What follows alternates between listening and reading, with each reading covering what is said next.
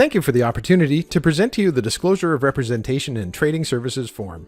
As a professional realtor, Sharon Lenning believes consumers should have as much information as possible, as early as possible, in order to understand their relationship with their realtor, as well as the responsibilities and duties that they are owed. As such, before providing trading services, we want to take this opportunity to review with you the Disclosure of Representation in Trading Services form, so that you have all the information necessary to make an informed decision on the type of representation you are seeking. The Disclosure of Representation in Trading Services form you have received contains two key sections.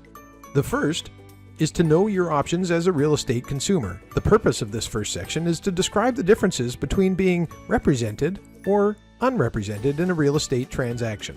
The benefits of representation. This section covers 4 key points that consumers need to know before entering into a real estate transaction. First, the benefits of working with a realtor, which includes expert advice, protection, and oversight. Second, an overview of what representation means. For example, as a client, you as the consumer has engaged a realtor to provide services on your behalf.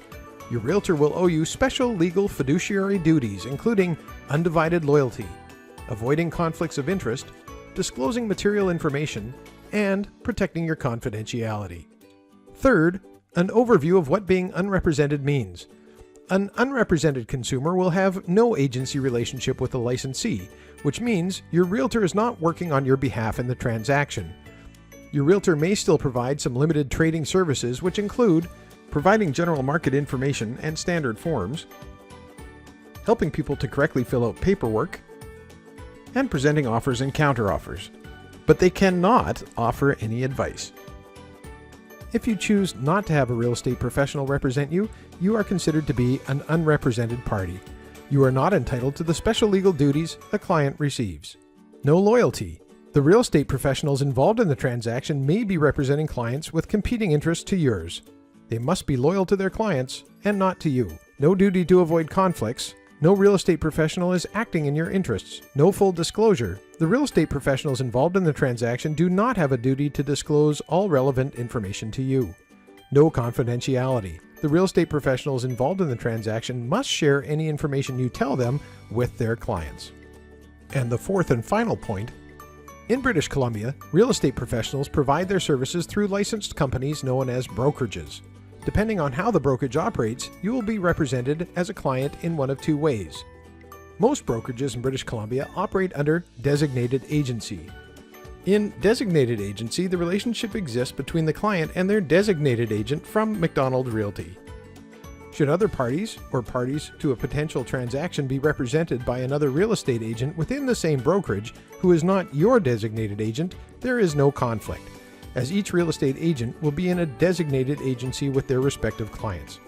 Only your designated agent owes the fundamental agency duties to you as a client. Your realtor will not share your confidential information with others without your permission. In the event that a realtor has a relationship with a buyer and seller, or a tenant and a landlord, the realtor must not represent either party unless they have obtained written consent from all parties.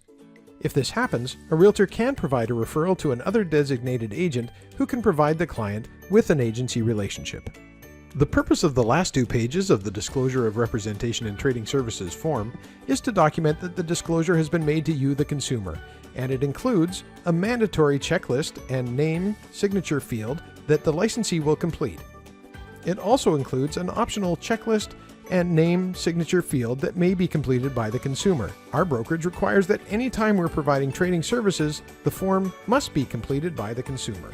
In order to make an informed decision on representation, please ask Sharon any questions you may have. Once she has answered your questions, you can best determine how you'd like to complete the form. This will enable Sharon Lenning of McDonald Realty to provide you with appropriate trading services.